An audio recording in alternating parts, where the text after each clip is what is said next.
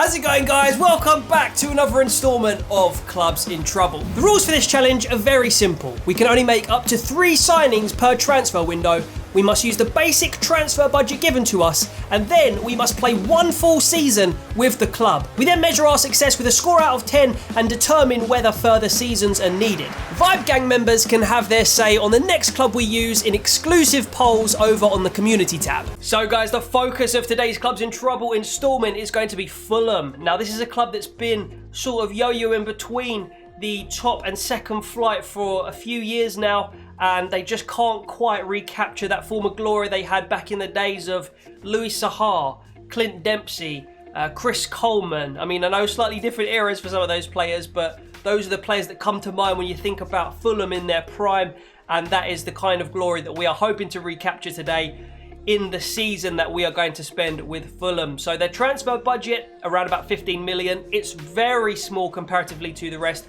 of the Premier League. Only the newly promoted sides have got a transfer budget even close to that. So we're going to have to be very smart with what we do with that money. Of course, as well, there's a number of young players and decent players as well at Fulham. They've made a few good signings, so we can develop those players. So now comes the part where we have to set our objectives for Fulham. What do we think we can achieve with them this season, considering the transfer budget and the squad that they've got? I'm going to be brave, and I'm going to say we can guide Fulham to a top 10 finish. And I think that'll be a very good achievement for the first season with Fulham in Clubs in Trouble. So the pre-season tournament we've opted for, if we do manage to win it, we will get ourselves an extra £7 million to the transfer budget. Now this and player sales are the only other money that we can earn. Of course, we've not got a financial takeover as per the rules of the challenge. So let's take a look at the squad of Fulham and see what we're working with. So I've done my best here to arrange Fulham's starting 11 to the strongest it can possibly be. We've got a decent squad we're working with. Definitely a few players that I would say we need to ship off, and maybe, you know, the players that are like 29, 30 and they're not going to really improve much, we can maybe get some money for them and put that towards one of our 3 signings, of course. But it's pretty solid. I mean, you look at the goalkeeper, he's a Champions League goalkeeper. He is on loan, of course. The right back Tete, he's a new signing, obviously a full-fledged Netherlands international, very good player. Centre back is probably where we need a little bit of strengthening. We've got Congolo, decent player, but again, alongside Hector, are they going to be able to cope at Premier League level? I don't know. That might be an area we need to look at. We've got Brian at left back. We can also rotate Robinson in, who I actually think I'm probably going to use more than Brian, because I think he's quite young. He's like 22, 23. So I think he'll end up being a higher rating than Brian there in the left back position. We've then got another lone player in midfield. We've got Loftus-Cheek. We've got Zambo Anguissa alongside him, and Kearney, of course, a mainstay in the Fulham team for a little while now. Very good attacking player. He is the spearhead of that midfield 3. We've got Cavalliero on the left wing and Lookman on the right wing. Another lone player, I believe. Mitrovic up front as well. And I thought we had a centre-back called Anderson somewhere. Oh, here he is, right. So if we put Anderson in there, let's say ahead of Congolo for now, that actually does strengthen us a fair bit. And yeah, you're looking at a decently rated, like lower-end mid-table team, just on a glance without touching the team at all. So with some signings, and I think the key positions we're looking at here, probably a couple of wingers to rotate with Lookman and Cavalliero. Maybe a striker, and definitely a defender as well, like a centre-back, maybe even a versatile defender.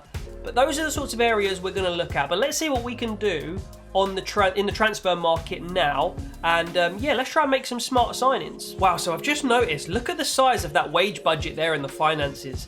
I mean, that's ridiculous. I know it says a 14 or 15 million pound transfer budget, but realistically, wow, if we slide that up to like, wow, we've got a lot more money than maybe I initially thought. We've got like 30, 35 million to work with, really. Especially if we sell some players and make some more room in that wage budget. You're looking at a lot more than I initially thought. That could be good news. So before we go ahead and make any major signings, we've come to the youth academy, and we've got a fair number of players with maximum potential 94 right now. So this guy, Theo Vasseur, he's a French winger, slash attacking midfielder. He looks like he could be very, very solid.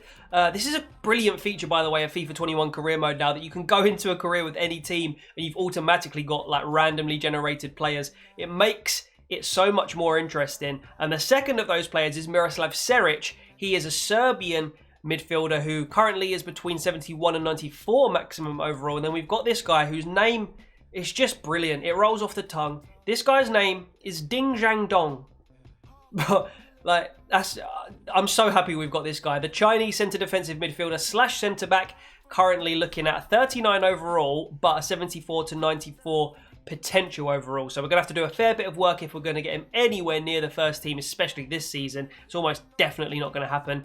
This guy's probably the most likely, and he is a winger, which is an area where I think we do need strengthening, so that's good. So guys, I did mention that there are a number of decent loan players currently at Fulham, and it was in my mind to maybe try and get one or two of them down permanently. Remember, we get 3 transfers in the summer, and then if we've got the money, we can get a further 3 transfers done in January as well. The first signing of this summer transfer window, one of 3, is Ademola Lookman permanently. He was obviously on loan initially from Red Bull Leipzig, but this guy's got bags of potential, very familiar with his attributes and his qualities, obviously as a Charlton fan, and yeah, I think this is going to be a very exciting signing to go in that front line for Fulham. He cost us £11 million, which is actually quite a reasonable amount of money, and we got him down on a 5-year deal, and his wage is £50,000, so decent. Welcome to Fulham permanently, Ademola Lookman. And here we go, the first player to leave Fulham in this Clubs in Trouble episode is Stefania Hansen, a decent player, 29 years old, so wasn't going to get any better in terms of his rating certainly, but we do get a nice bit of money into our transfer budget, 2.25 million, and we get 1.7 million of that. And immediately we make our second of our 3 signings for this transfer window. You can see we're going with young talent, maybe not necessarily ready-made talent, but young talent. We have actually let somebody go the other way, and that player is Ivan Cavalliero, the 75 rated left winger who, for some reason or another, Manchester United wanted him, maybe for squad depth, I don't know. And that means we only had to pay £650,000 for Axel Tuanzebe. So very pleased with that. It means we've still got a lot of money sitting in the transfer budget. We've still got one more player to sign, but hopefully that will free things up for us, and especially if we can sell more players as well. Towards January, we can maybe invest in the squad with a little bit more quality. So yeah, good signing. He's a 73 rated centre-back at the age of 22, but I expect that to grow significantly, and he joins on 50 grand a week. And another player to leave on our books, Maxime La Marchand. He goes to FCV Mainz in the German league. We get 1.25 million for him, £900,000 added to the transfer budget. You'll probably see a lot of transfers outgoing in this sort of region financially, but accumulatively, this is all going to stack up and probably be the difference between us signing, let's say, an 82 rated player instead of an 80 rated player, just with that extra bit of money that these sales are going to bring in. Yep, so here's our third and final signing. You can see the kind and calibre of player I'm going for. I'm going for these sort of young, fancy players. Martinelli, by the way, a little bit out of favour perhaps this season at Arsenal in real life. I think it was a good time to swoop for him. He's cost us £9 million, and of course he's a proven goal scorer even at Arsenal. In the Europa League last season, he was banging in goals left, right and centre. And as I say, this season a little bit out of favour. So yeah, a good time to swoop. £9 million, £34,500 a week salary. He's 19 years old, so one for the future for sure. And he will now complete a front 3 of Lookman, Mitrovic, and of course Martinelli. So that is our final signing. We've got all our business done nice and early. And now we just sit back, relax, maybe sell a few players and accumulate some funds going into the January transfer window. What we want to do in the first half of the season is probably just be in and around like the top 14 of the league, and then again in January, once January comes, we'll be able to hopefully sign some big hitters. So even after our 3 signings, we have actually still got like £20 million, £22 million in the transfer budget, which is a nice healthy amount for January. We still want to sell a few more players as well. We still also might win the I think we're in the final, in fact, of the pre-season tournament. So if we win that, that's another little bit of funds injected. So yeah, January looking like it could be an exciting time and yeah, we can further strengthen this squad. So after all our transfer business is said and done, this is how we're looking. Areola's gone up to an 83. We've got Tuanzebe at 73 at centre-back alongside Anderson. We've got Brian at the moment on the left-back position, although, as I said, Robinson will come in and rotate with him. Tete on the right-back position. Seri at the moment fills in centre midfield, but of course we do have Anguissa and Lamina to rotate in there as well. Loftus-Cheek on the other side of the midfield. Kearney is behind Mitrovic up front. Martinelli comes in on the left wing and Lookman on the right wing. So we've pushed it up to a 4-3-3. Let's now see if we can... Let's test this. Let's see if it works. Let's play the final of the pre-season tournament. See if we can get the prize money we really want. So if you're wondering why Lookman's got up to a 77 so quickly, it's purely because we changed his position to a right winger. Now, I didn't know until today that changing a position could have such a drastic effect on the overall rating of a player. The same has happened also with Onomar, a centre midfielder, of course, but we changed him to a CAM and he went from a 67 up to a 70, so it makes him a lot more useful. Anyway, this is the final now. Deportivo Alavés is going to be the opponents in the final of this pre-season tournament. If we win it, we will have accumulated a total of £7 million, which is, of course, ideal. Let's see if we do get it. We do get the penalty victory, so that's very good to see. And that will be another little bit of cash injection for us going into Jan. And there is confirmation that Tim Ream has gone, another player who was just not going to feature heavily, not really good enough at he's in his prime right now, and he's just not good enough to be in our team really. Bit of a fringe player, so we have sold Tim Ream for 930k. We get 675k added to the transfer budget. It's all adding up. And another reason why that capture of Martinelli could prove to be very useful for us, we've let another winger go, and this time Bologna, they met the release clause of 2.65 million of Nisken's Cabano. So he leaves, he goes off to the Italian league for a new adventure, and not too bothered about it. The money is, of course, going to do us well. It's going to be good for the future. And yeah, we've got Martinelli at the moment to fill in there. So Cabano is off. We don't mind it. So in terms of our youth academy, we had a 4-star scout sitting there and not doing anything. So we've decided to send him on a 3-month venture to Nigeria to recruit any position, but obviously some young talent. So let's see if that materialises. Another departure, this time Kevin Macdonald on his way out of Fulham. He goes to FC Nantes. For £1.05 million, we get 750k added to our transfer budget. Dennis Adoy, the next to leave the club, we get £1 million added to our transfer budget from the total of £1.4 million.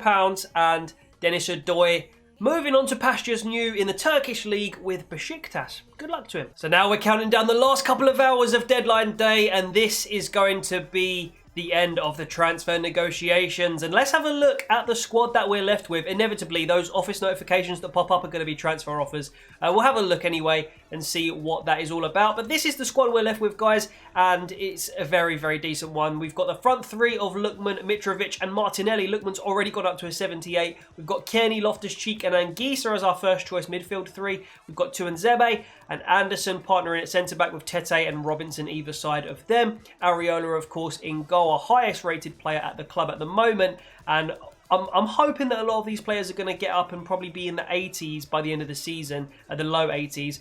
Maybe even by January, maybe players like Mitrovic, Lookman can be in that region. On the bench then, we've got players like Onomar, Adebayo, Aina, Reed, Lamina on loan, of course, from, I believe, Southampton, Kamara, and we got a couple in the reserves that we're going to be playing throughout the season as well. Fabrizio, Congolo, Hector, Seri, Brian, Reed as well, among a couple of the other youngsters. So we're looking decent. There's a couple more that we could possibly sell if we do get offers come in for them throughout the season. But I'm liking our chances of being in and around, like I say, that top 14 come January, where we'll then invest the rest of our money. By the way, our money is looking decent. We've got 33.7 million, but then that is a big wage budget, so we can probably make that around about 39 and maybe even 40 and still be able to compete with wages. So that is the squad finalised, guys. What we're going to do now is check in at the end of every single month, as we always do, on Clubs in Trouble, to just review our results. Now, the first of those months is, of course, going to be the month just gone of August, and I have to admit, it wasn't the greatest start for Fulham in the league, but we'll get better. So we started things off with a 1-1 draw against Southampton.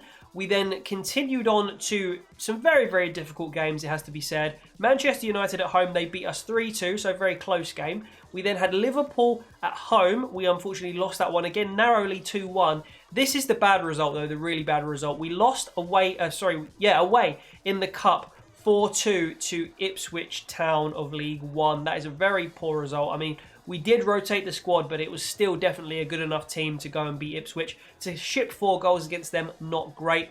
And then, of course, it couldn't get any more difficult off the back of that with an away trip to Manchester City, where they beat us 2-0. So we've got a slightly kinder run of fixtures this month. We've got Palace, Leeds and West Ham, so all winnable games for sure. We're going to do our best to get 9 points, and we'll check in at the end of September. So our 32-year-old keeper Fabrizio has also left the club now, so he'll join Sassuolo come January when that transfer window opens. We get £1.5 million added to our transfer budget, and 2 million in a total. So we've got a nice sum of money sitting there to really bring in some star quality, hopefully in Jan. And this is much more like it, guys. Look at that, an undefeated month. We only had 3 games, obviously, in September, but we managed to start things off with a victory away at Crystal Palace to turn things around for us. We then moved on to the Leeds at home and won that 2-1, and then we drew away at West Ham 1-1. So 7 points from a possible 9, and that's a really good bounce back from that difficult opening month of August. And that's another month completed, so it's October now, which we have again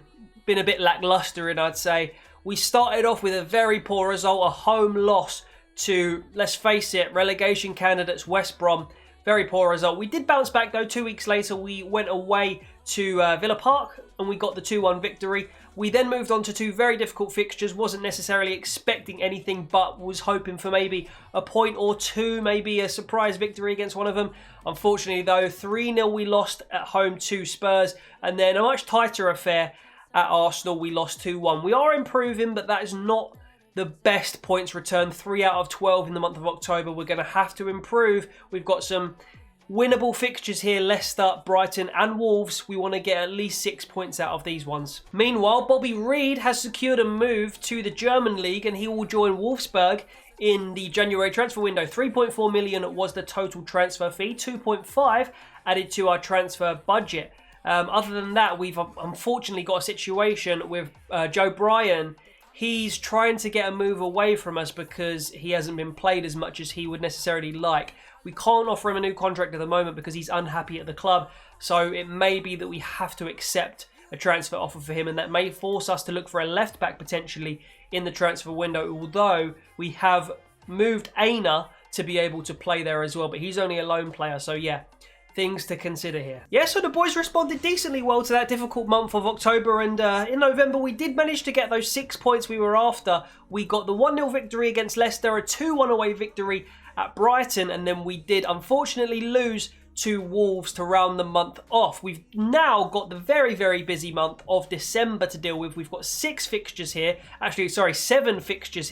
to deal with, so this is going to be a big points overhaul, hopefully, for all the clubs in the league if they've got similar sort of schedules to this. We certainly are going to need to win 3 or 4 of these games if we want to be in and around the top 10 at the business end of the season. So let's see if we can do that. So seeing as we are a bit thin in the squad depth department right now in various positions, I think it's time to come over here and have a look at our youth squad. So we've got a number of players here who are looking to be absolute world beaters when they reach their full potential. This left back, Moses Njoku, he's going to be a fantastic player when he gets a little bit older. He's 16 and already nearly a 60 rated. We've also got the winger. I don't know if we discussed him earlier, but this guy, Theo Vasseur, he's almost again a 60 rated, and his minimum potential is 86, maximum 92. So he's going to be an absolute worldie when he reaches his potential. We've got other players like Orji in here. Love that name, by the way. We've got a couple of other wingers. Adesina we've got in here. And yeah, various other players. So I think for now, Njoku can already get promoted to the senior team. I'm ready for him to be in and around it to do his development plan and whatever else he needs. And I think Vasseur as well, yeah, why not? We'll promote him to the senior team as well and try and get them to be in a position at the end of the season where they can maybe come in for cup matches and just get a little bit of first team action. The rest of them we will leave for now. A couple of them will probably actually reject and release, like this guy, for example. But yeah, I'll deal with that off screen. And for now, we've got 2 very good youth prospects promoted to the senior team. And Michael Hector, the next player to leave Fulham now. He goes to Crystal Palace come January. Yeah, he will exit us and join them. £2.95 million, £2.2 million added to our transfer budget. This is all accumulating, guys. This is going to be such a nice, healthy transfer budget going into January. Wow, and we have come through December. I'd say we're flying colours there. I mean, 1 negative result. So we started things off with that 3-0 victory against Everton. We then went on to defeat Newcastle 2-1. So 2 victories in a week there. That was really good. Then we got a draw against Chelsea. So you wouldn't expect us to get anything out of that. And we did manage to take a point. Unfortunately, the following week then we lost 3-1 to Sheffield United at their place, so at Bramall Lane. We then went on, though, to get 7 points from 9 in the next 3 games. We beat Burnley 2-0.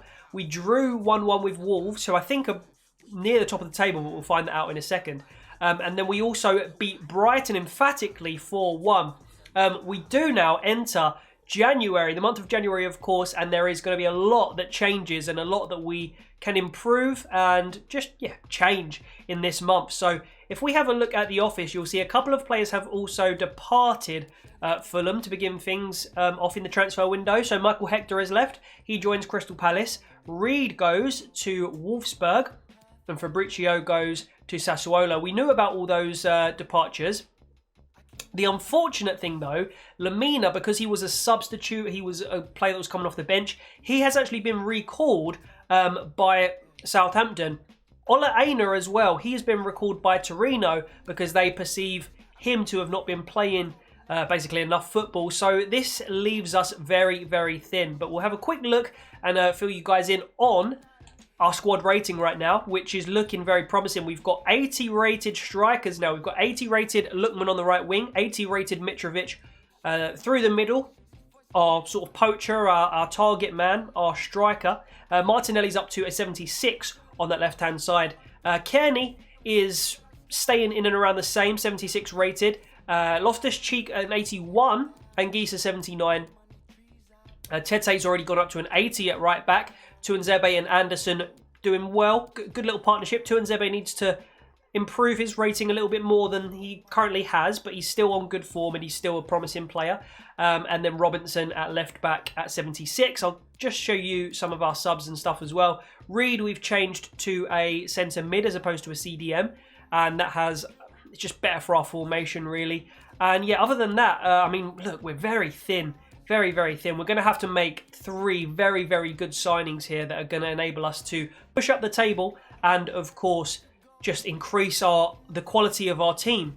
So let's have a look at where we are in the actual league then. So if we go, it's currently on the FA Cup, so we'll click on this and we'll change the competition to the Premier League so we can see currently where exactly we are knocking around in the Premier League. You can see we are slap bang in the middle of the table in 10th place. Now, if you remember, I said I would be very happy to be anywhere in the top 14 in the first half of the season because we've got lots of money sitting in that bank and we can now invest in some really high quality players, hopefully, going forward. The leaders of the league right now, Manchester City, occupying the rest of the top 4, Liverpool. Wolves in 3rd place. I knew they were somewhere near the top. They were definitely first at some point early in the season.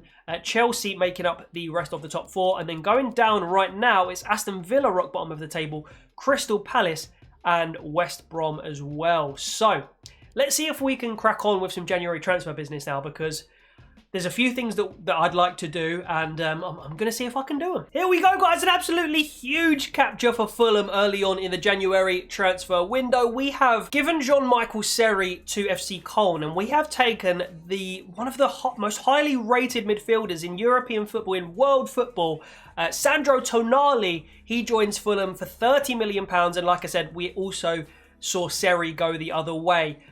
The reason I used Seri in the deal was because I wanted to have still a significant amount of transfer budget left to do another major signing, hopefully. We'll see about that. But as it stands, we're probably going to drop Tonali into the midfield and move Loftus-Cheek to CAM ahead of Kearney. But we'll see. We've got a brilliant option there regardless. And Tonali, like I said, one of the highest rated midfielders in the whole of Europe, joins Fulham. So guys, even after that signing that we just made of Tonali, we are still quite low in numbers, in fact very low in numbers. So what we're going to do is go over to the squad hub, and we've got a lot of players that are out on loan at the moment, and we're going to recall a few of them, a few to sell, maybe a few to play as well, but it's going to cost us probably in total about, I'd say, £1 million. So we'll recall them all anyway, or as many as we feel is necessary. And yeah, we'll see if we can get even more money in the transfer budget, or perhaps if some of them might be useful for us this season. So none of those players that we recalled from loan have gone and left the club yet. However, we have captured our second signing of the January transfer window, and that is Callum Hudson-Odoi. Slightly out of favour at Chelsea, you would expect, with the likes of Ziyech, Pulisic and various other players there, probably keeping Hudson-Odoi out of the team. So he comes and starts a new chapter at Fulham, and a £10.2 million transfer fee plus Anthony Knockaert going the other way is what it took. I don't know why Chelsea were keen on signing someone like Knockaert, 29-year-old winger who's 74 rated, but it's similar to when we sold Cavalliero to West Ham, I suppose, or Manchester United. So anyway, we get ourselves a really top-class winger, very high-rated prospect for the future. He's going to be, probably when he reaches his potential, near, I would say, a 90 probably. So what a signing. 10.2 million is a bit of a steal as well, but we got him at the right time, and in he comes to be a rotation winger with Martinelli and Lookman as well. So yeah, another exit here in the Fulham Clubs in Trouble career mode save, and it's Marcus Bettinelli, the keeper that we recalled, and I think potentially the first player that we recalled that we've sold, first or second at least, and he leaves to Wren in the French League for 1.75 million. And as deadline day approaches, guys, here is our third and final signing of the January transfer window. We have signed another sort of European starlet, upcoming superstar potentially, Myron Boadu. I believe that's how you pronounce his name. We get him for £17.3 million, which is pretty much all the money we had left. Plus we had to use Alfie Mawson as well as a bargaining tool, who goes the opposite way to AZ Alkmaar in the Dutch league. He was worth about £2 million. So the total sort of value of what we've spent there is about 20 million, I think, just under 20 mil. So a good capture. We were lacking a little bit in the striker department, and now that we have completed our signings for January and our signings for the entire episode and the entire season, we can actually have a look now at how the squad looks going into the business end of the season. So again, we've had a look at this a few times. You know the starting lineup now. A few players, maybe one or two, have gone up a rating or two. I think Tonali is such a good capture. I'm so pleased with that. Boadu comes on the bench then because Mitrovic, of course, Mitro is our star striker at the moment. He's in form, he's banging goals in. He's got that 5-star weak foot now as well. But of course, Boadu at 20 years old is going to be like our protege. He's also got the 5-star weak foot. We might potentially work on his skill moves as well. And I think in the long haul, I think Boadu could be as good, if not better, than Mitrovic. So yeah, great capture. That is the bench right now. We're looking a lot stronger in depth. On the bench, we've got a lot more players to come in and rotate for some of our sort of more starting 11-y kind of players. And even down in the reserves, we've got players like Kamara, like Onomar, Sessegnon's been recalled. We've got Congolo, of course. Christie's been recalled. So we've got a lot more strength in depth. And this is such a fantastic team. Areola, by the way, up to an 85. Wow, that's like Champions League elite rating, that is. But yeah, that is the team right now, guys. We're going to, we'll see if anybody else comes in for an offer for one of our players. But I think that's pretty much our business done in Jan. And yeah, we'll see how we've done on the pitch at the end of Jan and continue in towards the back end of the season. And here we go, last hour of January transfer deadline day. Let's see what pops up in the office. We did potentially have one of our younger left backs going out.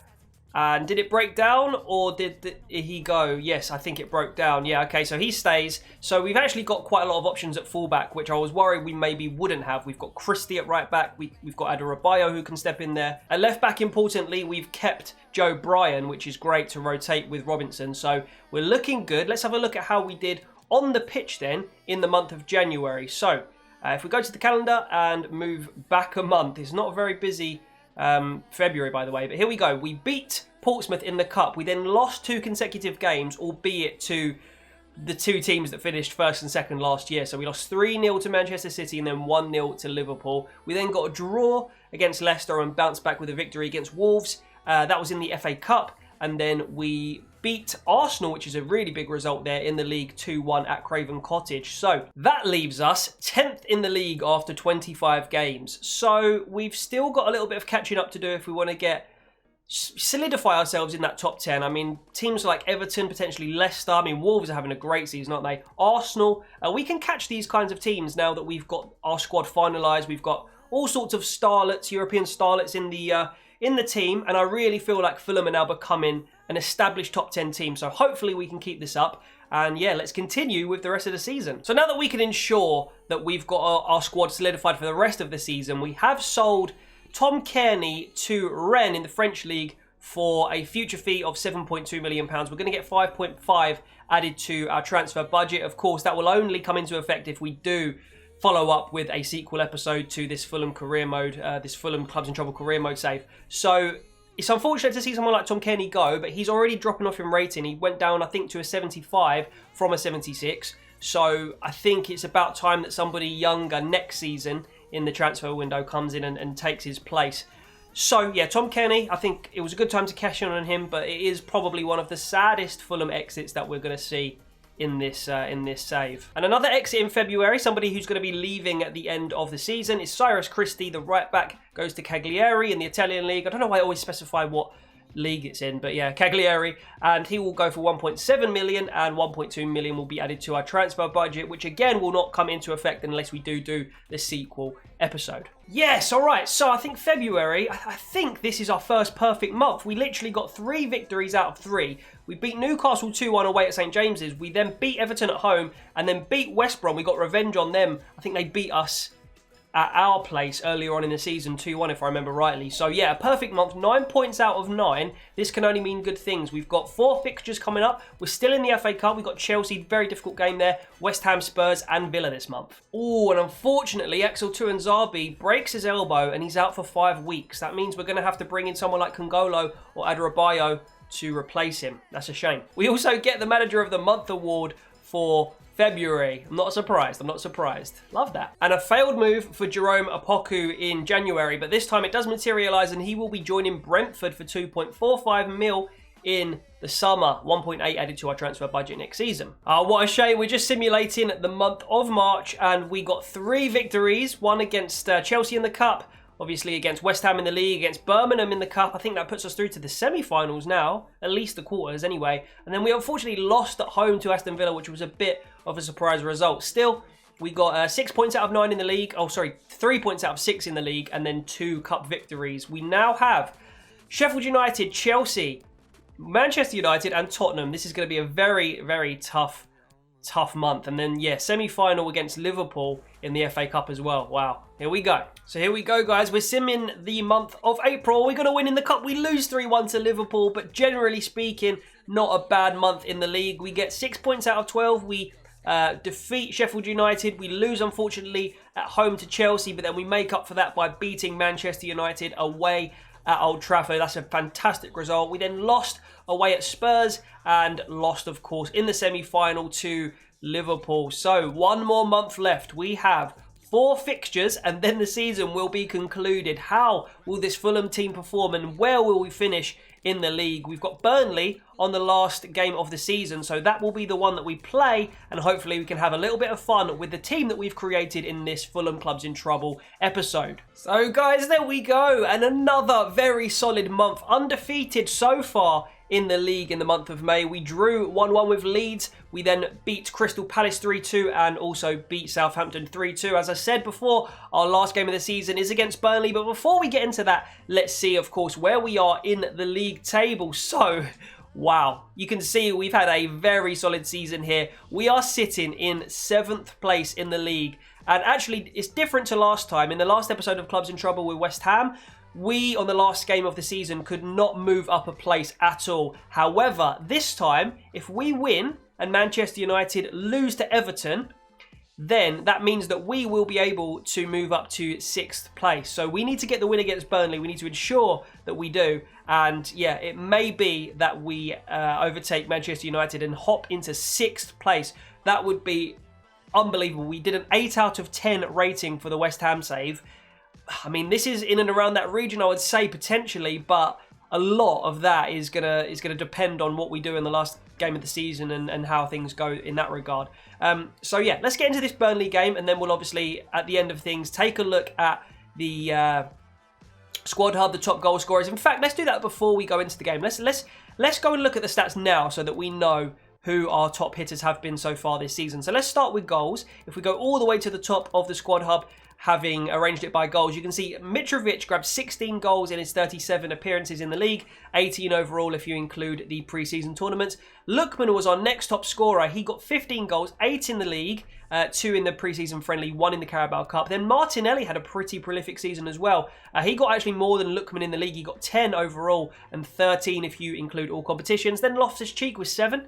Anderson chipped in with 4 goals in the league. That's really good as well. Kearney got 2 in the league, 1 in the pre-season tournament, and then a few other guys chipping in various amounts in the season. If we then move on to assists and go right to the top, Loftus-Cheek was our main assister this season with 10. 6 in the league and 3 in other competitions. It's not showing the other competitions for some reason, but 10... Oh, it is, sorry. That was just me not seeing the FA Cup assist that he got. Anguissa came second with 6, joint with Ademola Lookman, who got all of his 6 in the league. Kearney chipping in with 5 assists in the league as well, then Tonali and Martinelli. And then down here, we've got a few contributors. And then finally, I'll just do this by appearances. I know some people just like to see how each individual player contributed. So I'll just go all the way from top to bottom, and you can see how many players, how many minutes each of the players got, how many appearances each of the players got, how heavily were they involved. And you can see Bodu, maybe not as involved as much as I'd like, hasn't scored yet, but definitely one for the future. Same with Hudson-Odoi there.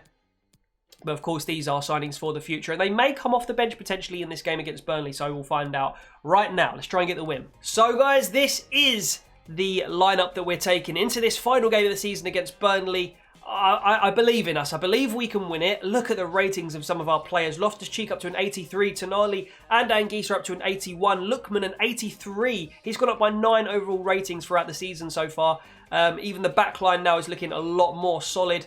And the goalkeeper as well, absolutely world-class rating with that +5. He goes up to like a 91 on the current form. So yeah, here we go. We'll get into this game against Burnley and we'll try and smash them, hopefully. Here we are then, Turf Moor, the destination for our final game of the season. I just wanted to make sure that you guys could, of course, see the players walking out the tunnel, see some of the boys in their Fulham shirts. It is unfortunately away, so we're going to see the away kit. I mean, I say unfortunately, I actually quite like the Fulham away kit this year.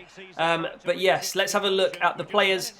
How do they look? Oh, get rid of the Burnley. We don't care about the Burnley players. We want to see our own boys, how they look in the kits. Some of the stars that we've created now representing that Fulham badge. There they are from a distance. And yeah, lovely, nice array of talent that we've got in our starting lineup.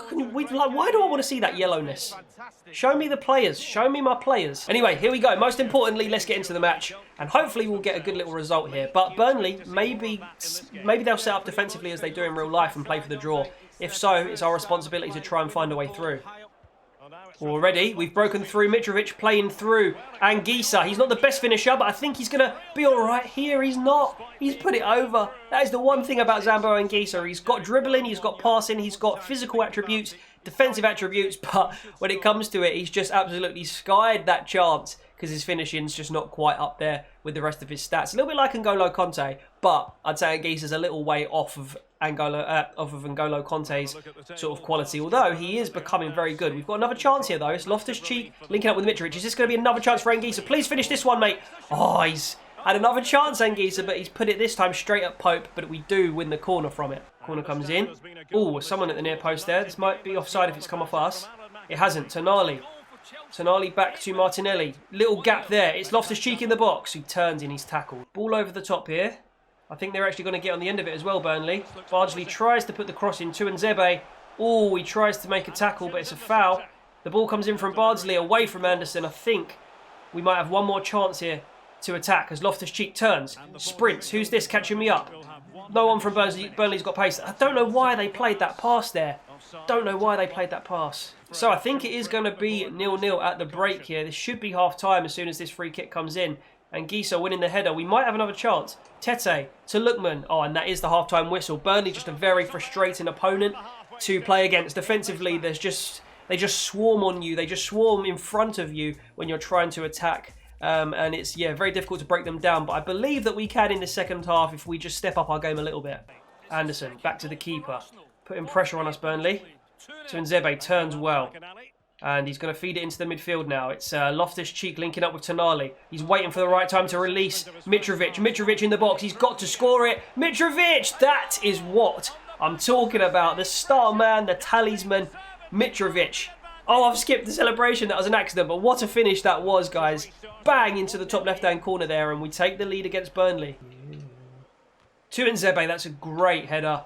And we've caught me singing busted as he wins the header, but it doesn't matter. We move. It's Tonali. Little pass into Loftus-Cheek, linking up with Anguissa. I'm going to spread it all the way out to the right wing where the right back Tete is going to pick it up. He's going to put Tonali in. It's not a bad touch, but eventually falls through to Pope. Put him under pressure.